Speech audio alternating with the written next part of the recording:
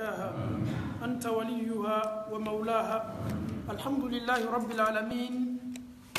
أنفوني أنبو أومي ألو تعالى فوق ألو تعالى كن مالو مسابا مساستي مسافنغما مسامي مي أكا هير لابوري أكا جونغا واتبه مسامي سلا فنغا ديلا أما أنسلا أني رسول الله نسمر بلي بلي لا نما ساكلي أما ألو تعالى دالي سمر نوكو نما كودي أمبي مالا موكلا الحمد لله رب العالمين عن قريب سيرحل هذا الشهر المبارك من كرب بلا بلا كان كتا سلامايا لا بارا بارا بك امبلو باتو بوندا كونو اما كوندو ني بارا بلا بلا دوي ني هيجي كدوم يهيجي كنغا هيجي كوفه سليبنا وبي دونكي سليكه دونكي سليم ني رفان كوفه سراكا دو كان كا بامبلو مو منو تالا هيجي لاو مو منو ماتا هيجي لاو ameni seli kunoni safai wala ma nyome wala ma misi sungaro fana mo chola sungaro fana na jana nyanga seli deninke anyina am fe fana kwanye saraka do fana bo malgré anye effort bele bele ken sungaro la amala taala dali kirabe ko senma minini amanton fe nimbara ka anse allah tangala la tangali ko mana ala mo kala islamaw kirako sallallahu alaihi wasallam hadisa senma kono ko fardali kala ou diaboyali kala zakatul fitri la mantu slama bela kafoni jon horo demse mokoroba nim bela kafoni ka jaga kakade demse mi ka mara kono i yere de ni seta ye ka yere ka zakatul fitri bo ya donc ka foka ka zakatul fitri bo o denime aka kotigila minye afaye wala mabile mi yere bolo lamona ni sete ayere ye ka tabo jomi fana mi bolo marala sete jonye ijite ka jon fana ya ka zakatul fitri bo donc zakatul fitri ka kan ka boni chogolela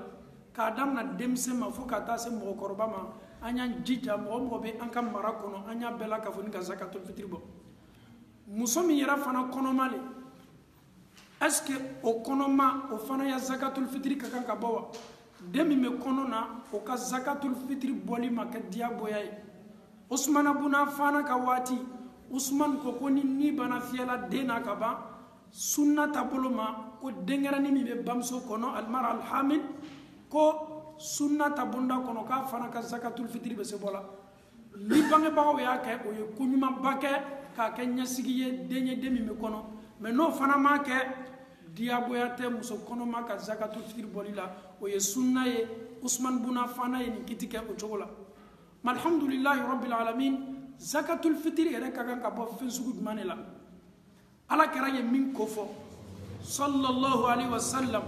zakatul fitri ka kan ka bo tamaro lela ani bimbiru feminu tume domna oluka wati la chok zakatul fitri ka kan ka bo lela ka be ala kara kuma kama sallallahu alaihi wasallam lonin kala bela ka funi diena ka fo ko zakatul fitri ka nga domine la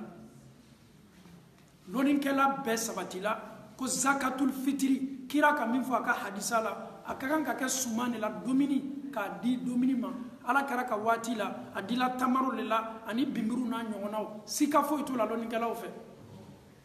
almamin belebele nanini imam maliki imam shafi'i ahmad bin hanbal abu hanifa nunu bela kafoni nunu sabaw olu fana tuguna ala kera kuma kan ko zakatul fitri ka kan ka bo sumane la ka di desebato ma mais abu hanifa ale nana ni istisnawiye ale ko nasoro zakatul fitri ka kan ka bo ka di mo munuma olu be li halala minna nasoro nafolo lebe olu arranger ka teme balo ka ay misaliyata europe ma tubabula ibe domini ta kata di joma nabe sola abe balaya so domini meche koni anya nyara soro ni li ara sula desa ba taw ma ko be nafolo ta dilili la kon nafolo be se dila ka be ma ibnul qayyim yara tuna ni miriya nyuma ko note fanga be kuma kamina nasoro ame farafina komi abe kala nyama farafina kata zakatul fitri nafolo do sumami me dom jamana kono min fanga kabo jamana kono ole kakan ka sa kilo flani demi ole kakan ka di mo kunkelengele na bela mais abu hanifa ay miriam min fana fama miriya jufo ni be yorola nafolo min ka kan ka di ni dɛsɛbaatɔw mako b'o de la kosɛbɛ ele bɛ taa ka taa malo san ka d'a ma ala la fanganaya min b'ale kan ale mako tɛ malo kisɛ la o waati problème bɛrɛ b'ale kan wari nin bɛ s'ale bɔl'o la donc Abu Hanifa ko n'a donna o bonda kɔnɔ k'a bɛ se bɔla fɛn bɛrɛ la min ni suman tɛ kelen ye ale ka wari ko t'a la daga ka bɛn nin yɔrɔnin de ma an ye nin yɔrɔnin lamɛn dɛ en Europe ici Europe fana système bɛ basé la ka bɛn ale kumakan de ma donc ni ne ni e ma ɲininka la zakatul fitiri ka kan ka bɔ mun de la sɔsɔli tɛ min na lɔnnikɛlaw ni ɲɔgɔn cɛ o de ye suman ye mais komi bolokolow mako b'a la nafolo de la ka bɛn jamana yɛrɛ situation ma donc a bɛ se bɔla nafolo la fo an ye nin yɔrɔnin faamuyali zakatul fitiri yɛrɛ ka kan ka di waati jumɛn ka kan ka ban waati jumɛn ka tele kelen tele fila to seli la an n'a bɔli de ka kan ka bɛn ala kɛra ka ladilikan ma ni mɔgɔ o mɔgɔ ma se k'a ka zakatul fitiri di jani alimami ye seli kɛnɛ damina ni k'a di jana ye seli kɛnɛ damina i ya zakatul fitiri baraji dafanin bɛ mais mɔgɔ minnu kɛtɔ nana n'o ka zakatul fitiri ye seli kɛnɛ kɔfɛ o y'a lɔn k'a fɔ ko zakatul fitiri baraji tɛna di o ma saraka simple le baraji bɛ di o ma an ye nin ye an bɛ nin fɔ waati bɛɛ hali an ya communauté la umatu la an b'a ye seli kɛnɛ kɔfɛ dɔw bɛ na ka na n'o ka zakatul fitiri ye e bɛ nana ni min y'o ye karamɔgɔ b'a fɔ waati bɛɛ a lɔn k'a fɔ k'i kɛtɔ saraka le baraji sɔrɔla mais min ye zakatul fitiri ye i t'a baraji sɔrɔ zakatul fitiri yɛrɛ fana dɔw bɛ se dola bonda kɔnɔ mɔgɔ min ni Alahu Taala y'ale ka kalifa minɛ a la n'a fɔla ko sini ye seli ye Alahu Taala y'ale ka kalifa minɛ a la fitiri kɔfɛ ni fitiri banna donna ale ka kalifa minɛ a la donc sini de don ye seli ye a ya mɔgɔw ka kan k'a ka zakatul fitiri bɔ parce que selilo su daminɛ n'ale ɲɛnɛ k'a sɔrɔ a bɛ ɲɛnamaya la ba'da al-maghrib law qila anna gadan al-eid mɔgɔ min sala bi magribu kɔfɛ o tigi ka zakatu ka kan ka bɔ ka d'a ka selilo sufɛ yɔrɔ daminɛ n'ale ye ni fitiri bana daminɛ dɔrɔn dugusa gɛla an ye nin yɔrɔnin remarqué ka ɲa silama dɔ le ale banabagatɔ le Alahu Taala y'a ka kalifa minɛ a la fitiri kɔfɛ a fɔra ko sini ye seli ye donc denbaya y'a dɔn k'a fɔ ko zakatul fitiri bɔ diyagoya la o tigilamɔgɔ place la ka nin faamuya ko ɲuman di an bɛɛ ma ala m'o kɛra alhamdulillah jakaw sigiyɔrɔma ka siya silamɛya la nafolo jaka bɛ yen min kɛni bɛ silamɛya dɔsɔn lɔri dɔ ye min ka kan ka di Alahu Taala ye min dili diyagoya n'a se ka k'i ye min ka kan ka di san san o ye jaka ye o ye nafolo ka jaka ye n'i ye commerçant ye n'i ye transporteur ye n'a sɔrɔ i ye luw le lɔ k'a bila loyer la n'a sɔrɔ i ye jagokɛla le ye nafolo min b'i bolo kɛni bɛ k'a la julaya ni san yɛlɛmana i ka nafolo kan o nafolo jaka bɔli kɛli ma diyagoya ye wari bile b'i bolo compte la san yɛlɛmana k'i ka wari to compte la o nafolo n'i ma jaka bɔ kiyama Alahu Taala b'i minɛ i denw ka nafolo min bɛ compte la n'i kɛni bɛ k'a garder ni san yɛlɛmana k'i denw ka nafolo to compte la i ka kan ka jaka bɔ Alahu Taala yɛrɛ le ye masa ye masa min ka seni jaka yɛrɛ ka kan ka di mɔgɔ sigiyɔrɔma da min ma Alahu Taala le y'a diyagoya o ala kelen de bɛ na olu kofɔ an ye a kumakan senimanba kɔnɔ suratu tawba la kalimaniya ko ɲuman di an bɛɛ la ka fɔ ɲuman Alahu Taala bolo ala m'o kɛra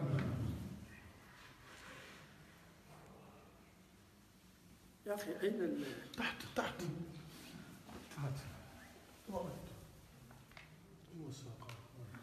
بارك الله فيكم أظن أنك كنت شوية ناقصا يعني الحمد لله رب العالمين Alahu Taala ka mɔgɔ sigiyɔrɔma seegin ko fɔ an ye kuranɛ kɔnɔ ko jaga ka kan ka di olu le ma donc an ye Alahu Taala kumakan lamɛn kosɛbɛ ninnu mɔgɔ sigiyɔrɔma seegin n'i y'a ye an ye kuranɛ ta c'est Allah subhanahu wa ta'ala qui est mieux placé jaka ka kan ka di mɔgɔ min ma an bɛ nin fɔ bɛɛ ye zakatul bɛ dila silama bolo k'a di a tɛ dɔ la misiriko la dɛ umatu bɛ misirilɔko la mais umatu mako t'i ka jaka la k'a ka misiri lɔ dɛ a tɛ bɛn ala ko kuranɛ kɔnɔ mɔgɔ sigiyɔrɔma seegin bɛ yen jaka ka kan ka destiné ka di olu le ma sika yɛrɛ foyi t'a la ala ka kuma dɔ fɔ nin aya kɔfɛ an bɛna mɔgɔ sigiyɔrɔma seegin nin fɔ ni Alahu Taala ka fɔli ye kalimaniya ko ɲuman di an bɛɛ la ka fɔ ɲuman Alahu Taala bolo ala m'o kɛra Alahu Taala ko innama sadaqatu k'aw ka saraka min bɛ bɔla aw bolo ni ne Alahu Taala ye aw bila min bɔli la lil fuqara'i o y'a fɔlɔ ye o ka kan ka di fanganaw le ma fangana ye jɔn ye bɛɛ ka fangana lɔ bi balo b'a kun sini balo t'a kun walama dɔ bɛ a ye ten dɔrɔn ka jeton dɔ d'a ma a b'o kɛ nasɔngɔ ye revenu foyi t'a la walimasakin o fana ye dɛsɛbagatɔ dɔ ye tuma dɔ dɛsɛ min m'ale kan ale yɛrɛ bɛ maloyala ka dalili kɛ nin fana ye dɛsɛbagatɔ ɲɔgɔnna ye a bɛ se kili balima dɔ ye a bɛ se kili i masurunyamɔgɔ dɔ ye a bɛ se kili fɛmɔgɔ dɔ ye jaka ka kan ka di fangana ni misikina de ma ani Alahu Taala banna a bɛ na a sigiyɔrɔma sabanan ko fɔ an ye inshallah an y'a to calcul la wal amilina alayha ani mɔgɔ minnu bɛ jaka ta ala kɛra ka waati la ni jakaw tun nana bila misiri la ko ka taa n'a ye ka taa latalantala mɔgɔ dɔw le tun occupé ni bɛ jaka la baara la c'est comme masjidul iman misiri nin kɔnɔ yan bureau le bɛ misiri nin kɔnɔ yan o bɛ jakaw collecté ka ban ka jakaw latala k'a di mɔgɔ ma mɔgɔ minnu n'a dili ka kan donc mɔgɔ minnu ye kɛnima k'o baara kɛ ni baara gbɛrɛ t'olu la fo ka misiri entretenir olu fana niyɔrɔ bɛ jaka la parce que o y'o yɛrɛ di baara dɔ le ma baara min ye Alahu Taala ka diina servili ye a bɛ fɔ olu le ma ko mɔgɔ minnu kɛlen bɛ ka jaka labaara ka jaka ta ka taa di mɔgɔw ma mɔgɔ minnu n'a dɔn ka kan komi alakira tun bɛ dɔw ci aw ye taa ka taa jaka mina ninnu la ka na n'o ye donc olu tun ko ka ɲɛnamaya bɛ kɛ nin de la donc olu fana bɛ don a bonda kɔnɔ a sigiyɔrɔma sabanan n'olu ye Alahu Taala banna ko di wal mu'allafati qulubuhum olu ye adamadenw ye mɔgɔ minnu ala la o don sankura le silamɛya la mɔgɔ dɔ ye nate dɔrɔn k'a fɔ k'a donna silamɛya la an ya diina ko an y'a tigilamɔgɔ sɔn jaka la hikima le b'o la n'a tigilamɔgɔ ye nafolotigi ye a bɛ se kɛra tubabu de ye wariba b'a kun mais a donna silamɛya la o bɛnna anw ka jaka waati ma ko an ye jaka dɔ d'a ma k'a dusukun sabati silamɛya ka doli la ale fana y'a lɔn k'a fɔ n donna diina min na ja sɔnni diina le diina min bɛ yen olu ka ne sɔn donc ne fana ka kan ka sɔnni kɛ donc jaka ka kan ka di olu fana ma a sigiyɔrɔma dɔ fana ye mun ye wa fi riqab o ye mɔgɔ min bɛ jɔnya la olu ka bonda bɛ se dɔ la kasodenw ka bonda la mɔgɔ min tɔɲɔna a minana walama a bɛ jɔnya la ni i bɛ se ka jaka ta k'a kunnabɔ k'a bɔ jɔnya la jɔn de ye Bilal bɔ jɔnya la Abubakar Sidik donc Bilal tun bɛ jɔnya min na nin ye jɔ ni se tun tɛ Abubakar Sidiki ye n'a sɔrɔ silamɛw ka nafolo jaka tun bɛ yen o nafolo jaka tun bɛ se tala ka Bilal bɔ ni silamɛ dɔ tɔɲɔna injustement k'a mina donc o jaka bɛ se di la k'a tigi kunnabɔ a bɛ komi ka jɔn bɔ jɔnya la donc nin fana bɛ se dɔ la nin bonda kɔnɔ kalimaniya ko ɲuman di an bɛɛ la ka fɔ nin ma ala m'o kɛ la wal gharimina ani juru bɛ mɔgɔ minnu la ceux qui sont endettés ni k'i silamɛɲɔgɔn juru b'a la i bɛ fɛ ka jaka bɔ i y'i ka jaka d'a ma ka d'a kan juru min b'a la i kana mafilɛli kɛ k'a fɔ ko non a y'a denbaya balo b'a kun mais juru min b'a kan a fanga ka bon kojuguya jaka bɛ se di la fana ma a ye se a ka juru amorti la wal gharimina ani mɔgɔ minnu juru b'o kan kan ko an ye jaka fana di olu ma olu fana ni jaka dili ka kan Alahu Taala ye mɔgɔ minnu ko fɔ wa fi sabilillahi an sela aya ma dɔw kɛlen bɛ ka aya min ta ka don bonda kɔnɔ Alahu Taala ma laɲini min fɔ a la n'a fɔla ko wa fi sabilillah ani Alahu Taala ka sila kan laɲini ye jɔnw ye almujahidina o ye mɔgɔw ye walmurabitina wa ma tahtaju ilayhi alharbu min as-silah olu ye mɔgɔw le ye mɔgɔ minnu bɔla ka taa Alahu Taala ka diina ni madɛmɛ ka taa jihadi kɛnɛ kan se t'o ye k'o madɛmɛ ka nafolo d'o ma jaka bɛ se dila olu ma k'o madɛmɛ ni aya la ya mufassirina bɛɛ ko wa fi sabilillah aya ni laɲini tɛ foyi ye fo mujahidinaw dɔw bɛ nin ne ta k'a fɔ ko non k'a bɛ se dɔ la misiri baara la la Alahu Taala ma min fɔ lɔnnikɛla sabatinu bɛɛ ko wa fi sabilillah komi tafsiriw b'an bolo cogo min o ye mɔgɔw ye minnu bɛ bɔ ka taa kɛlɛ kɛnɛ kan ka taa ni diina madɛmɛ ka sɔrɔ se t'o ye donc ka nin faamuya ko ɲuman di an bɛɛ la ka fɔ nin ma Alahu Taala bolo ala m'o kɛ la donc a ka kan ka d'olu fana ma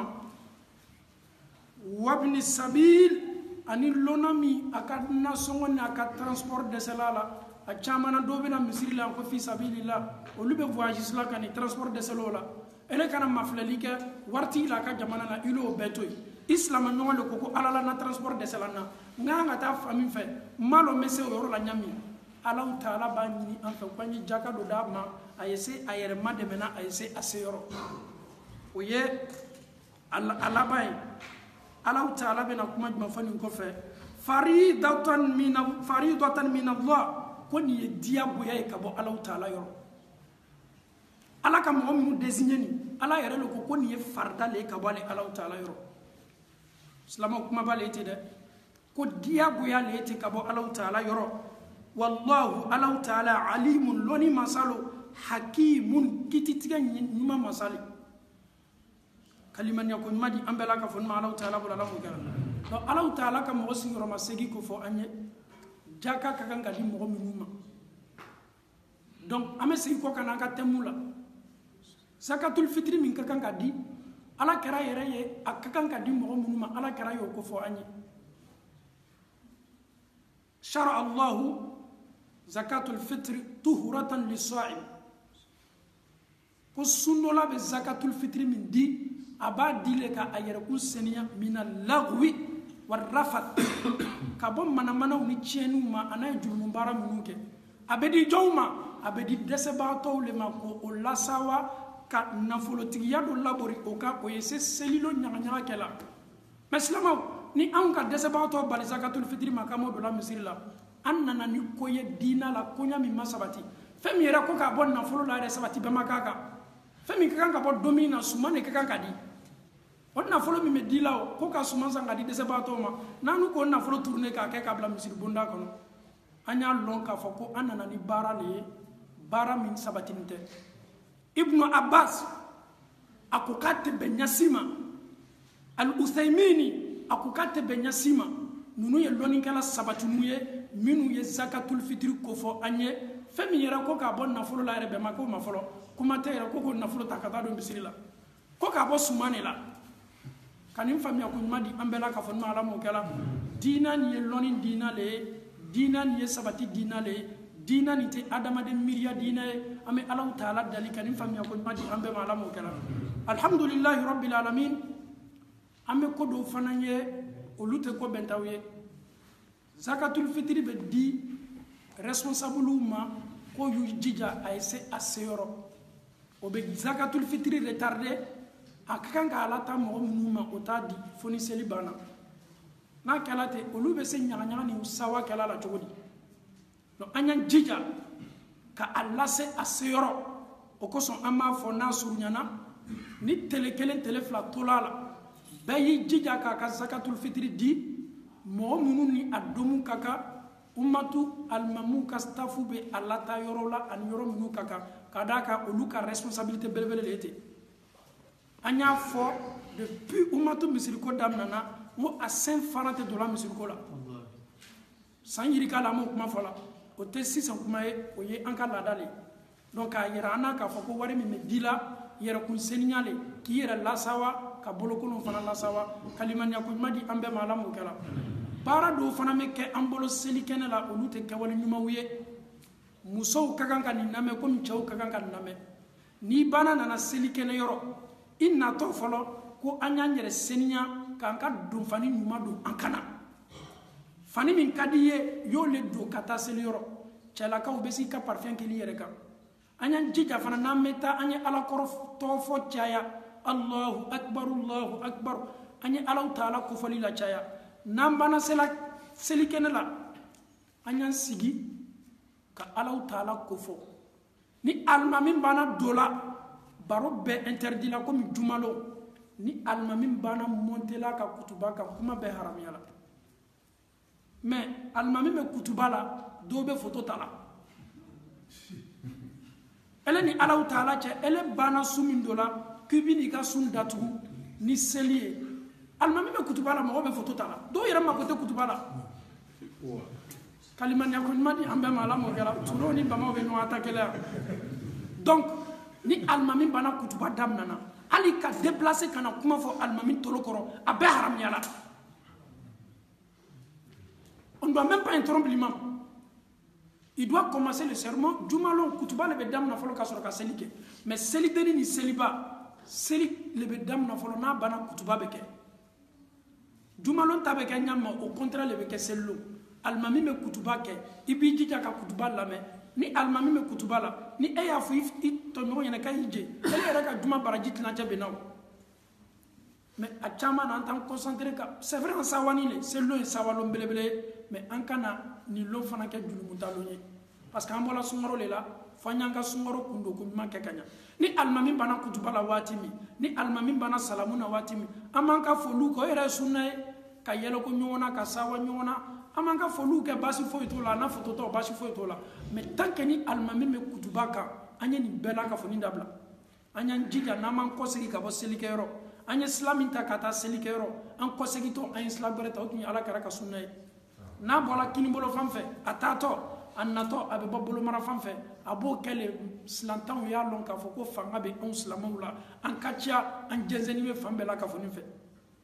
an fana y'an jija nin lon silamɛw ka kan ka sawa ɲɔgɔn na silamɛw ka kan ka ɲɔgɔn fo an ye duwawu kɛ ɲɔgɔn ye an ye ɲɔgɔn selimafow di marakaw ye manikaw selimafow di o yɛrɛ kɛra diyagoya le ye kamaraw ye kurumaw selimafow di kurumaw fana ye kamaraw selimafow di donc doorew fana ye janɛw selimafow di k'a fɔ doorew ye janɛw selimafow di a bɛ fɔ nin de ma ko silamɛya badenya imam bamba turulakaw ka kan k'i ka selimafo di ala ma sɔnna yala donc nin de ye silamɛya ye ko dɔw yɛrɛ laada bɛ an fɛ farafinna o ka ɲi kosɛbɛ silamɛya m'olu si haramuya ni an ka lɛyanw kana tigɛ la ko ka taa burunakanw di subhanallah ni k'i ka lɛyan kana tigɛ ko kan min bɛ nin cɔ ko bɛ di burunakaw le ma ninnu ye le k'an ka badenya ladiya n'o tɛ selininw bɛɛ bɛ saga faga ala fɛ mɔgɔ min bɛ saga faga ala fɛ e ye dɔ ta ka taa d'o ma donc nin de b'a to an ka badenya bɛ diya tubabula ma filɛ kɔngɔ tɛ mɔgɔ foyi la mais o bɛɛ n'a ta silamɛw bɛ ɲɔgɔn sun tigɛ e bɛ taa sun tigɛ di mɔgɔ min ma balo b'a ka bon kɔnɔ donc nin de bɛ an ka tin ni an ka silamɛya badenya ladiya k'a fɔ ko non dɔ bɛ nin bolo non ele ye taa dɔrɔn ka taa sun tigɛ geste ni tɔgɔmasɛri ɲuman b'a le a b'an tin don ɲɔgɔn na a b'an diya ɲɔgɔn ye a b'an ka silamɛya yɛrɛ diya a b'an ka silamɛya sabati an bɛ Alahu Taala dali ka sabati ɲuman di an bɛɛ la ka fɔ ɲuman ala m'o kɛ la seli min natɔ nin k'a kɛ hɛrɛ la ala m'o kɛ la sunkɔrɔ nin ka an bɔ a la ka sɔrɔ an jurumu bɛɛ yafalen bɛ ala m'o kɛ la banabagatɔ minnu bɛ an cɛma ka Alahu Taala k'o ka banaw nɔgɔya ala m'o kɛ la kɛnɛya yɛrɛ bɛ minnu la ka dɔ fara u ka kɛnɛyaw kan ala m'o kɛ la an bɛ Alahu Taala dali an ka saya feere kɔrɔmaw ni kɔrɔw bɛɛ ka ala hinɛw bɛɛ la ala m'o kɛ la an fana bɛ duwawuba kɛ an ka alimami ye Ture Ahmad an bɛ duwawu kɛ ye ka bɛnsɛma ɲuman di a ma ala m'o kɛ la a kɛni bɛ ka laseli ɲuman min kɛ n'an ye an bɛ Alahu Taala dali k'a k'a ma aridinɛ ye ala m'o kɛ la a n'a ka denbaya k'o latanga ala m'o kɛ la a ye kɔnɔnadiya min kɛ nin ka na an ma dɛmɛ laseli la an b'a fɔ foli la dan tɛ foli min na alhamdulillah kuranna bɛ kunkolo minnu la an y'an jija n'an k'o ye duniya yɔrɔ yɔrɔ an n'o bonya ka kan n'i y'a mɛn ko mɔgɔ mɔgɔ ka kuranna duusi faut même pas regarder son âge i n'a bonya le ka kan ka d'a kan kiyama lon lɔyɔrɔba bɛ kuranna duusilaw la donc an bɛ Alahu Taala dali san wɛrɛ fana Isa samana ka na n'a ye ala m'o kɛ la inshallah salat